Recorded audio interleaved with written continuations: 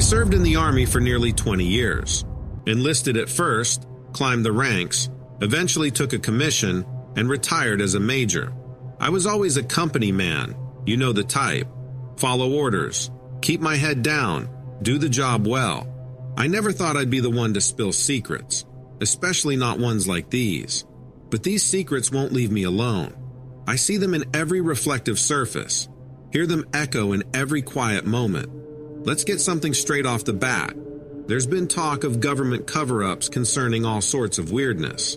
UFOs at Wright-Patterson, rumored reptilian bases under the Denver International Airport, the Montauk Project out in Long Island.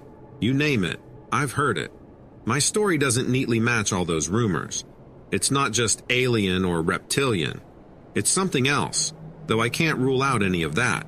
In some ways, what I saw might even be worse, because of how it began, with living, breathing soldiers as the test subjects. My involvement in this insane chain of events kicked off in 1998. I was assigned to Fort Detrick, Maryland, under a program that was never officially named. Fort Detrick is known publicly for its work on biological defense research, but a big chunk of that base is behind layers of classification. They keep such a tight watch, it makes your head spin. I'd heard the rumors before, like how back in the Cold War they tested all sorts of pathogens, or how USAMRIID, United States Army Medical Research Institute of Infectious Diseases, had worked on anthrax and other nasty stuff. Even so, the scale of what I found out once I was cleared into the program dwarfed any rumor floating around the regular barracks. We had a specialized detachment assigned to biological enhancement. That's the easiest way I can phrase it without sounding like a character in some B-grade sci-fi flick. The program was pinned, ironically enough, on national defense. You see, throughout the late 90s, certain three-letter agencies had been intercepting chatter about more advanced biological warfare capabilities from some of our potential adversaries. In response, some big-shot generals wanted to find ways to improve soldier resilience to chemical and biological attacks. I guess on paper that sounds almost noble, giving soldiers better immunity, more strength, faster recovery times. But that's the sanitized version. Truth is, they were messing with genetic modifications, literally splicing so-called beneficial gene sequences from animals into human DNA, trying to create soldiers with unbelievably enhanced physical properties. But that's not all. The Army wasn't the only player in the game. They had private contractors from all sorts of biotech companies, some with shady track records, like those folks who tried to develop miracle cures for muscular dystrophy or advanced therapies to regrow limbs, but always quietly shelved their findings when the results got too disturbing for the public. For me, it was shocking how many scientists rotated in and out of that project from well-known facilities in the Washington, D.C. area. They'd show up with nondescript badges, escorted by a small security detail of men who never wore name tapes or recognized insignias. We used to call them the spooks in suits, though they didn't dress in suits. They always wore standard ACUs, Army combat uniforms, without any identifying markers. Anyway, I didn't piece it all together at first. My assignment was more on the security side, logistics, site security, and ensuring everything inside this one lockdown building at Detrick stayed put. The building itself was one of those older structures that had been upgraded with new technology, but still gave off that musty old lab vibe. You could smell the formaldehyde the second you walked in, something that stayed on your uniform long after you left. For the first few months, I didn't have a high-level clearance, so I just thought, okay, they're doing some hush-hush stuff, probably just working on anthrax vaccines or advanced protective gear. But little by little, I started hearing these rumors about Project Excelsior. That was the internal code name, I believe. Soldiers were volunteering for some new trial. They'd get a nice bonus, improved VA benefits for their families, a guaranteed promotion if everything worked out. At least that's what the rumor mill churned out. I noticed some guys in the unit, real fit, gung-ho types, started pulling away from the usual routine. They'd vanish for a few days at a time, come back looking drained, and keep to themselves. I remember it was in the spring of '99. A buddy of mine, let's call him Henderson, though that's obviously not his real name, pulled me aside after hours. He'd been one of the guys who volunteered. He looked spooked, like he'd seen a ghost. Normally, Henderson was a tough guy who didn't let anything rattle him. That night, I saw his hands shaking as he tried to light a cigarette. He told me, indirectly, that the trials were nothing like what the docs had promised. They were injecting him with something that made him feel incredibly strong one day, but left him convulsing on the floor the next. He mentioned animal sequences, or that's what I remember him mumbling. He couldn't go into detail, he said, because everyone had been forced to sign NDAs with threats of court-martial if they talked. I dismissed it as Henderson being paranoid, but a week later, he was found in the infirmary, strapped to a bed, heavily sedated. The official statement in the daily staff brief was that Henderson had a nervous breakdown, but I knew that was garbage. The look on that man's face wasn't fear from an imagined boogeyman. He was terrified of something real. I kept my head down. I didn't want to poke my nose in any deeper, but then my clearance level got bumped up. I got read into the program. Let me tell you, Donovan, that's when I realized how twisted this entire operation was. Turns out, Project Excelsior was about systematically combining human DNA with selected animal traits, focusing on strength, speed, night vision, hearing, and even some more bizarre aspects, like the ability to remain underwater longer, or a heightened sense of smell. I've seen some of the charts. They had entire categories labeled after various animals: apex predators, lions, tigers, wolves, etc., raptors, eagles, hawks, marine mammals, reptiles. It read like some child science project, except it was real. The stated objective was to create a soldier who could outperform any enemy, survive in extreme environments, and carry out missions that defied normal human limitations. Every time I saw the word reptile in the notes, I couldn't help but think of the old conspiracies about reptilian humanoids. Sure, the project docs didn't say they were turning soldiers into lizard men, but the references to reptile DNA in black and white left me uneasy. And if you looked at the subject status board, you'd see coded references to R-Spec or W-Spec. R-Spec presumably referred to reptile specification, or so I guessed, and W-Spec to wolf specification. The official scientists explained it away as just shorthand for the sequences they were doping these guys with. But I always wondered if that was the entire story. A big chunk of the program took place in this sub-level beneath the main building. You'd take an elevator down, then there was a passcode door leading to a wide hallway with glass observation windows. That's where I first laid eyes on them, subjects who'd come out the other side of these trials. There was a time I only saw them behind thick glass, but eventually I had to escort some of them to testing labs or watch them train. These men, I only recall seeing men, but who knows if they tested on women too, had a certain look in their eyes, like they'd lost a piece of their humanity. They seemed jumpy, irritable, and at times downright feral if they were provoked, or if the staff was late administering their maintenance doses. That maintenance dose, from what I gathered, was something that kept them stable. Without it, they'd experience severe mood swings, muscle spasms, uncontrollable aggression, and in some cases, advanced organ failure. I used to keep a mental list of the code names they gave these poor souls. Alpha 6, Gamma 4, Tango 17, you get the drift. They were never referred to by rank or real name once they were fully in the program. Everything was purely clinical, like they'd already been stripped of personhood and turned into data points. I remember Tango 17 in particular, because one day I saw him in the hallway after an intensive set of field trials. He was drenched in sweat, or maybe it was some other fluid, some kind of slime that clung to his skin. He locked eyes with me, and it felt like a cornered animal staring me down. I took an involuntary step back, even though I was armed and he was unarmed. I wasn't sure if he'd speak or if he even could. Then I realized he was crying, silent tears rolling down a face that looked not entirely human in that moment.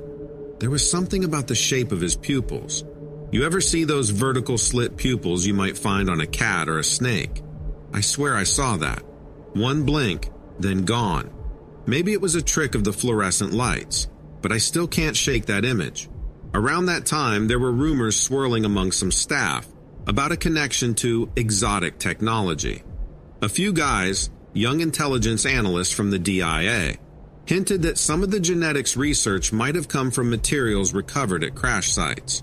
They'd never say the word UFO out loud, but a couple of them told me to keep my eyes open for anything bizarre in the labs.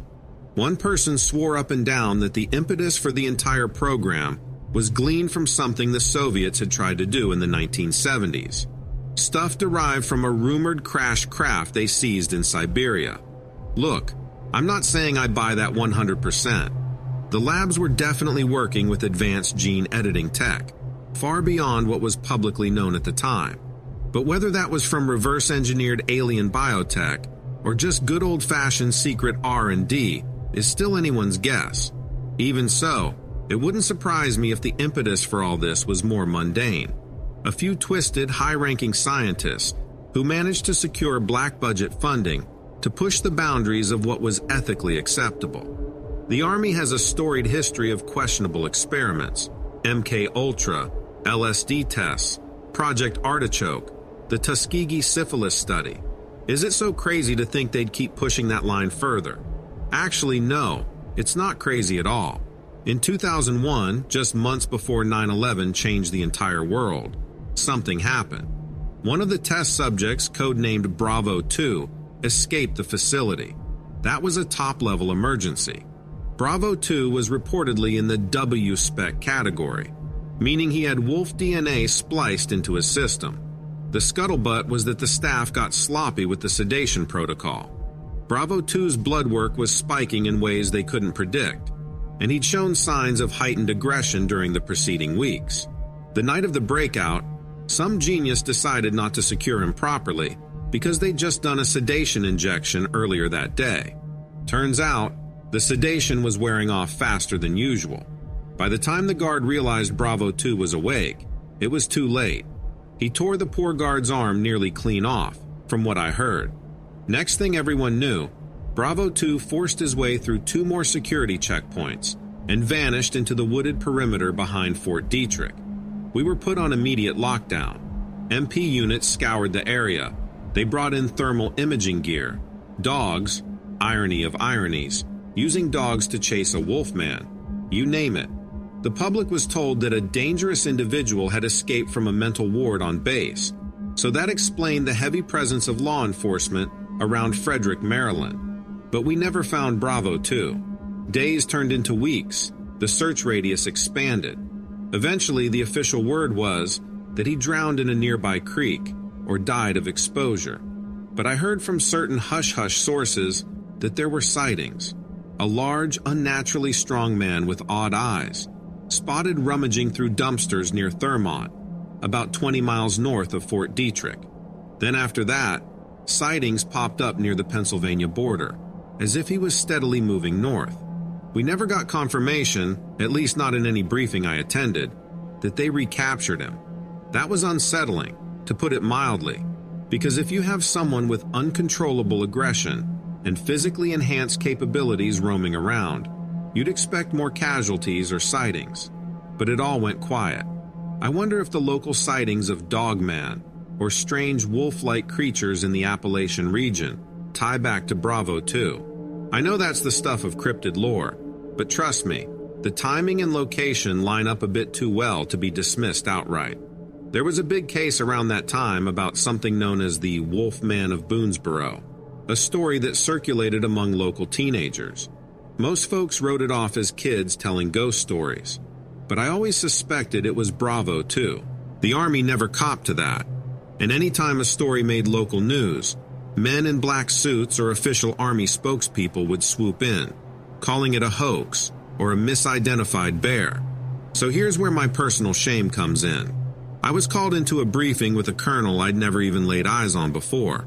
Some stiff from the Pentagon with a short haircut and an expression that could freeze water. He told me point blank that if I valued my career, my pension, and my freedom, I would do exactly what I was told. That meant filing a series of after-action reports, stating Bravo 2 was successfully neutralized within 24 hours of his escape. According to the official record, the subject's body was incinerated in a base crematorium due to biohazard concerns. A handful of us knew it was all a lie, but we signed the paperwork. We fudged times and details. The colonel assured us the public story was that a lone, mentally unstable soldier had gone AWOL and died in an accident. That was that. Anyone in the area who claimed to have seen this monstrous figure was simply labeled a fantasist or a conspiracy nut. I justified it at the time. National security was the phrase repeated like a mantra. If we let the world know we had been injecting soldiers with animal DNA, it'd be an international scandal. Our adversaries would ramp up their own programs, or so I was told. Allies would lose trust in us. The public would recoil at the monstrous ethics of it all. So we buried it. We wrote our phony reports and pretended none of it had happened. That was around the time the higher-ups scaled back certain aspects of Project Excelsior. I guess the fiasco with Bravo 2 was too big a liability. But they didn't shut it down entirely. They just reorganized it under a new name, moved key personnel to other bases, places like Dugway Proving Ground in Utah, or maybe some dark corner of Fort Bragg. I was left behind to help with the cleanup operation, ensuring all records matched the official narrative. All potential whistleblowers were handled. I was complicit, Donovan. I told myself it was my duty, that I had no choice. Yet to this day, I feel the weight of those lies. And there's more.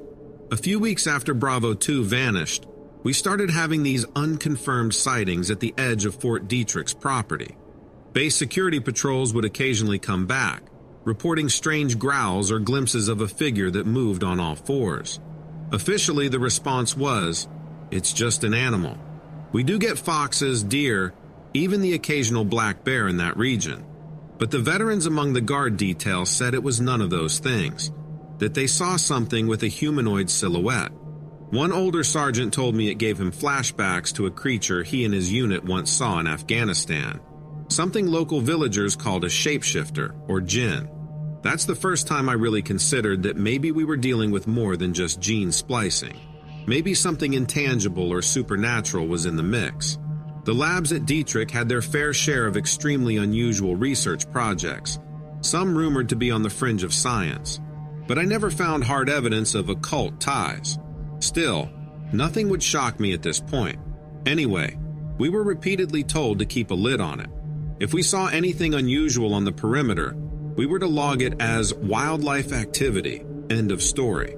Meanwhile, the suits from the Pentagon eventually loosened their grip, and the entire scandal drifted into the background as 9/11s happened, and everything changed. Homeland Security overshadowed all else, and I got transferred to a new role dealing with anti-terror operations. After 9/11, I was temporarily stationed at Nellis Air Force Base, just outside Las Vegas.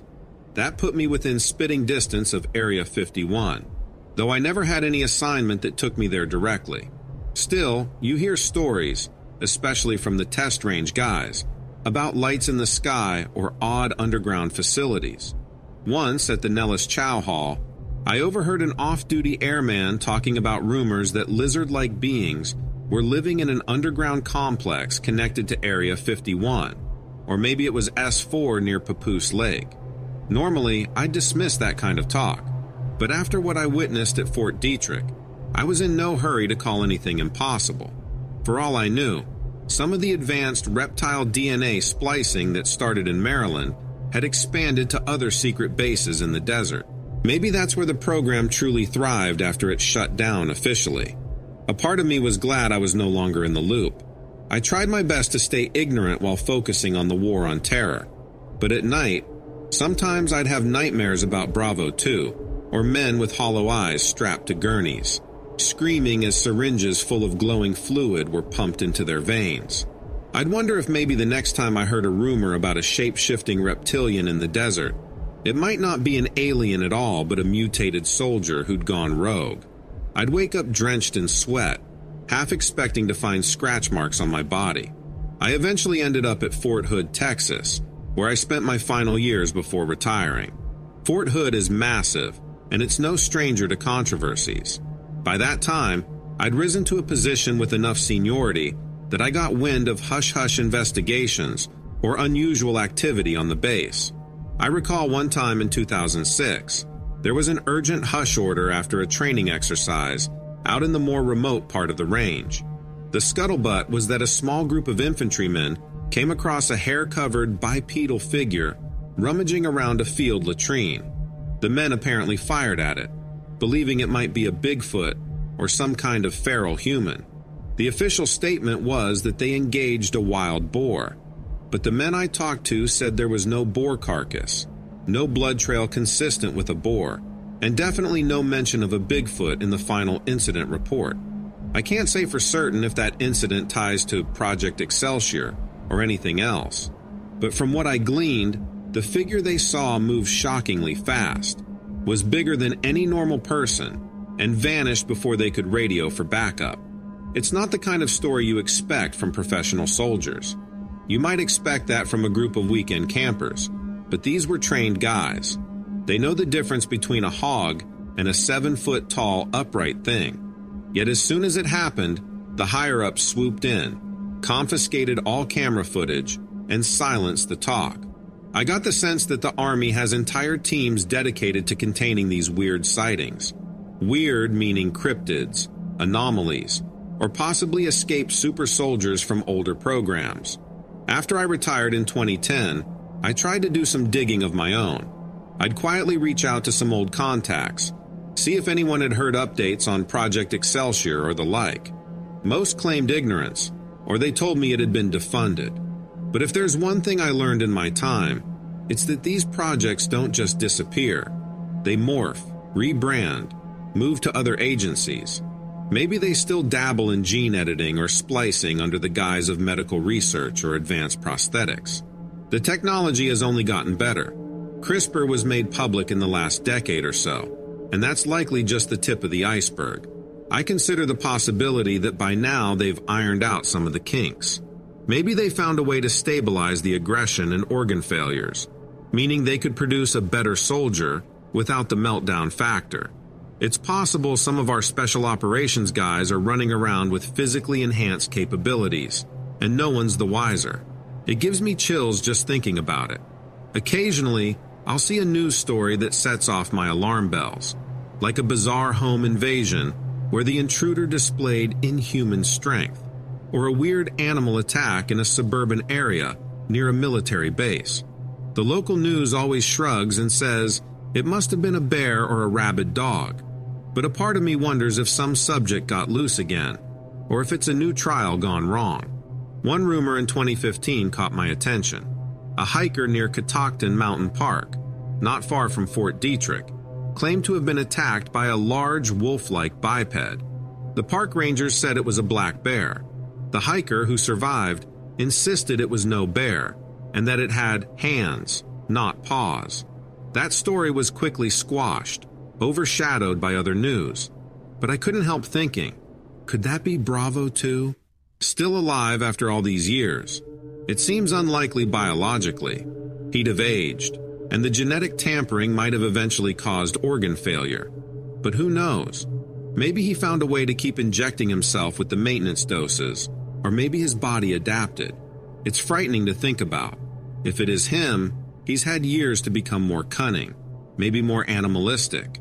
That's one ghost from my past that I'm not eager to confront, but the possibility is there, gnawing at the back of my mind. You might be wondering why I decided to share all this with you, Donovan. In part, because you've shown a willingness to put unusual first-hand accounts on your channel without ridicule. Another part of me wants this story told in a context that might blend in with other bizarre encounters.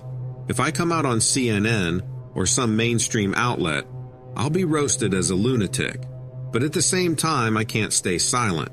Maybe if enough people hear stories like mine, they'll start to connect the dots.